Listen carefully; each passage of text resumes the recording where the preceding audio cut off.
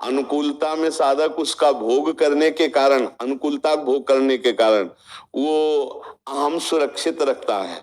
लेकिन जब प्रतिकूलता होती है तो वो दैन्य भाव से अहम प्रभु के चरणों में कि अब तो किसी काम के नहीं रहे, अब आप देख लीजिए, आप देख लीजिए, अब मेरे में कोई साधन बल भी नहीं रह गया, साधन करने योग्य भी नहीं रह गए, हे नाथ केवल आपकी अब कृपा का भरोसा है। यही पूर्ण शरणागति होती है। पूर्ण शरणागति ही भगवत प्राप्ति है। हाँ, द्रौपदी जी जब तक अनुकूल परिस्थिति रही तब तक नहीं समझ पाई कि हमारी शरणागति में कितनी कमजोरी है। और जब भारी प्रतिकूलता आई और कोई साथ देने वाला नहीं, न पति न भीष्म जैसे महापुरुष, और फिर अपने हाथों का बल भी नहीं, दांतों का बल भी नहीं, तब आखिरी में पूर्ण शरणागति, हे गोविंद द्वारिका वासिन। तो यही विपत्ति शरणागति पुष्ट कराई। जैसे गजेंद्र जब तक अपना बल रखता रहा, भगवान को नहीं पुकारा, जब सब छूट गया, अपना बल भी काम नहीं, तब पुकारा हे हरि। तो ये जो विपत्ति है ये अहम का समर्पण करवाती है। हाँ हाँ, तो ये भगवान की कृपा से हमें विपत्ति रूपी जो प्रसाद मिलता है उसका आनंद पूर्वक स्वागत करना चाहिए। हाँ, रविकांत यादव जी। राधे राधे राधे राधे महाराज जी। महाराज जी, मुझे माया मोह ने बुरी तरह मन को फंसा रखा। सबको फंसा रखा है, आपको ही थोड़ी फंसा रखा है। कोई बिरला ही है जो निकल पावे, लेते ऐसी फिसलन है कि इसमें सब गिर जाते हैं। नहीं, आप विवेक को जागृत कीजिए और इससे निकल लीजिए। मानो देह निकलने के लिए मिला साधन धाम, मोक्ष कर द्वारा, पाई न जे परलोक संभारा, सो परत्र दुख पावे, सिर धुनि धुनि पछताए, काले कर्म ईश्वर मिथ्या दोष लगाए। ये अवसर है निकल चलने का। कम से कम आपकी बुद्धि इतनी पवित्र है कि अपने दोषों को स्वीकार करती है कि मैं कहाँ कहाँ फंस रहा हूं। तो जब पता है कि यहाँ फंस रहा हूं तो वहां से निकल भी सकते हो। तो जो निकलने की सामर्थ्य नहीं रह गई, उसी के लिए हम कहते हैं उस सामर्थ्य को बढ़ाने के लिए भोजन पवित्र रखो।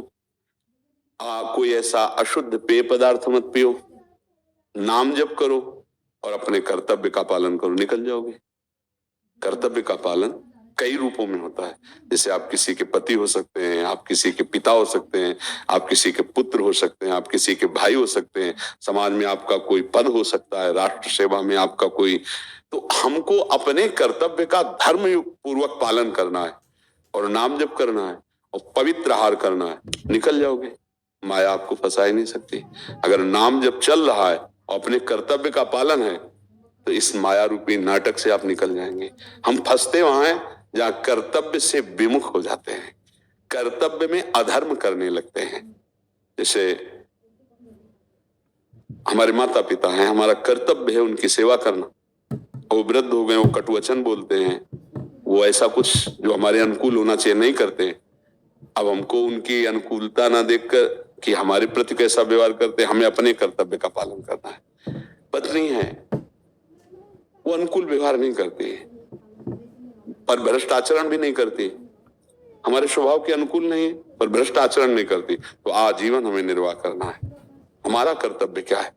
भ्रष्ट आचरण पर तो फिर हम नहीं बोलते। अगर भ्रष्ट आचरण है तो फिर त्याज्य विषय आ जाता है। जो पतिवंचक परपति रति करे भ्रष्टाचरण। ऐसे ही सबको अपने कर्तव्य को देखना है। अगर अपने पद का सदुपयोग, अपने धर्म का कर्तव्य ठीक से निर्वाह और नाम जप, तो इसका परिणाम होगा आप मुक्त हो जाएंगे माया से। क्यों? आपको शुद्ध ज्ञान हो जाएगा। जब धर्म से चलता है तब ज्ञान होता है, जब अधर्म आचरण तो अज्ञान हो जाता है। जैसे दुर्योधन जब भगवान संधि के लिए गए तो कह रहा था ऐसा मत समझिए कि मुझे धर्म का ज्ञान नहीं, जानामि धर्मम न च में प्रवृत्ति, मैं धर्म जानता हूं लेकिन मेरी रुचि नहीं, मेरी रुचि अधर्म में है। इसलिए आप लाख उपाय कर लीजिए, मेरी समझ में नहीं आएगा और मैं सुई की नोक भर भी आपको जमीन देने वाला नहीं, 5 गांव तो बात जाने दो। तभी युद्ध निश्चय हुआ था। वो कह रहा है जानामि धर्मम न च में प्रवृत्ति, मेरी प्रवृत्ति नहीं है। बस बहुत ज्ञान है सबको, नहीं ज्ञान है कि ये गलत है, नहीं करना चाहिए, इतना तो ज्ञान सबको है, लेकिन वही हम कर रहे हैं। हाँ, इसका मतलब हम बलहीन हो चुके हैं। कौन सा बल? अध्यात्म बल। वो अध्यात्म बल आता है। जैसे आप सत्संग सुने तो आपको देखो पकड़ में आया ना कि माया में फंस रहा हूं। अब अगर नाम जप करेंगे ना तो आपके अंदर बल आएगा, आप एक एक को क्रॉस कर लेंगे, एक एक को लांग जाएंगे, काम को, क्रोध को, लोभ को, मोह को, मद को, मत्सर को। यही माया के पार्षद हैं जो हमें फिसलाकर, कमजोर करके बंधन में बांध लेते। अब लगता है इनके बिना मैं जी नहीं सकता, नहीं लगता? अब देखो, आप अविनाशी हैं, भगवत स्वरूप हैं, लेकिन देह भाव को प्राप्त हो गए ऐसे कि अब मैं इसके बिना नहीं जी सकता। एक नहीं, सैकड़ों बातें ऐसी हैं जिनके बिना हम नहीं जी सकते। आ गया मन में ना, यही बंधन है, इसी का नाम बंधन है। बस नाम जप करो, अपने कर्तव्य का पालन करो, सत्संग सुनते रहो, निकल जाओगे। दूसरा कोई उपाय नहीं। जैसे कहा जाता है ना, दान पुण्य सर्वे, हमारी आस्था इस पर नहीं। आप उदाहरण में देखिए, महाराज नृग चरित्र पढ़ के देखिएगा, लाखों गौएं स्वर्ण से अभिषिक्त करके सजा के रोज बांटते थे, कभी भजन नहीं हुआ। एक अपराध ऐसा बन गया कि सारे पुण्य दब गए, गिरगिट बन करके कुएं में पड़े थे। मतलब पुण्य आदि कोई खास बात नहीं। जैसे पाप है तो लोहे की जंजीर है, पुण्य है तो सोने की जंजीर है। खास बात है कर्तव्य का पालन और नाम जप, पक्का समझ लीजिए। ये हम पूरे शास्त्रों के सार बात कर रहे हैं। मामनुस्मर युद्ध च, युद्ध माने कर्तव्य, और मामनुस्मर मेरा स्मरण, बस विजयी हो, कोई परास्त नहीं कर सकता। हम अपने कर्तव्य से चूक जाते हैं, अपने धर्म से चूक जाते हो, भगवान का विस्मरण कर देते, माया तो फंसा ही लेगी। फंसे फंसाए नाम जप कीजिए और अपने कर्तव्य का पालन कीजिए। आज कर्तव्य का कोई भी अर्थ नहीं समझ पा रहा है। बहू है, घर में आई है, वो अपने कर्तव्य को नहीं समझ पा रही। सास है, बहू के प्रति क्या कर्तव्य, वो ये समझ नहीं पा रही। पत्नी पति के प्रति, पति पत्नी के प्रति। अब बोलो कैसा जीवन चले जब एक दूसरे पर विश्वास ही नहीं रह गया है, एक दूसरे के चरित्रों पर संशय है, एक दूसरे के आचरणों पर अपवित्रता का भाव है, कैसे चल पाएगा? तो वही समझाने के लिए ऐसी निर्दयता आती चली जा रही हृदय में कि मां अपने बच्चे को मार देती है वासना पूर्ति के लिए, पत्नी अपने पति की हत्या कर देती, पति अपनी पत्नी की हत्या कर देता है, बूढ़े माता पिता को घर से निष्कासित कर दिया जाता है। क्या हो रहा है? दुर्गति। ये दुर्गति का कारण नहीं। यदि तुम्हारे परिवार में 5 लोग हैं और तुम उनको संतुष्ट नहीं कर पाए तो कुछ नहीं कर सकते तुम। भगवान को क्या आराधना करो? भगवान की आराधना करने वाला तो पूरे विश्व को संतुष्ट करने का ज्ञान रखता है, पूरे विश्व को संतुष्ट करने। भक्ति का मतलब या परमार्थ का मतलब ये नहीं होता। परमार्थ वहीं दिखाओ करके जहां हो, जितनी सेवा है वहीं परिपक्व करो, नाम जप करो, महात्मा हो। आप गृहस्थी में रहते हैं, एक पत्नी अभाव, अपनी पत्नी में केवल काम भाव, ये धर्म पूर्वक है। और खूब मेहनत से नमक रोटी खाओ, भले ऐसा कमाओ और नाम जप करो, मुक्त हो जाओगे। अब रबड़ी रसगुल्ला के लिए बेईमानी करोगे, घूस लोगे या धर्माचरण करोगे तो नरक जाओगे। ले ये धर्म से चलो तो सब काम बन जाए, धर्म से नहीं चला जाएगा तो बात नहीं बनेगी। और धर्म क्या है इतना ज्यादा पढ़ने की जरूरत नहीं, सबको पता है। नहीं पता है?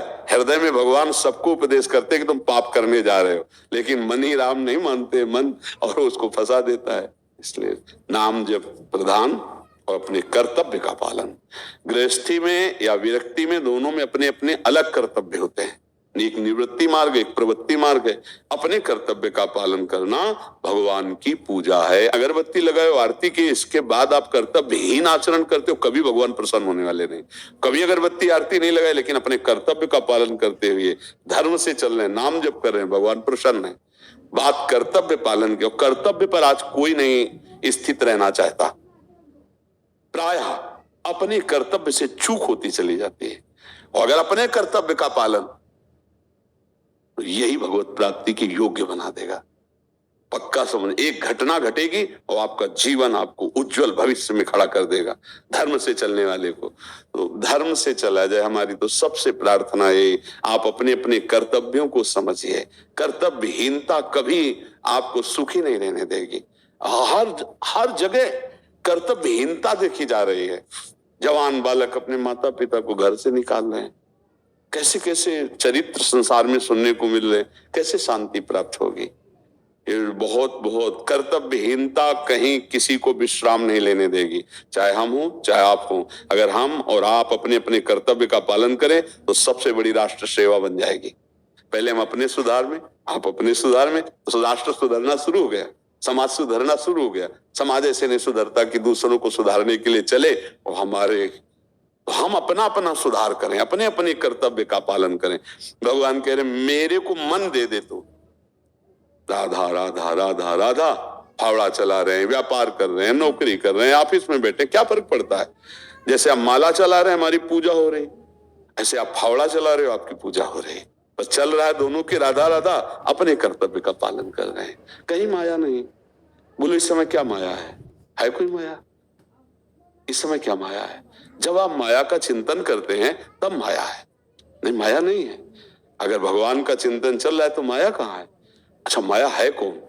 भगवान की एक शक्ति है जो भ्रमात्मक है।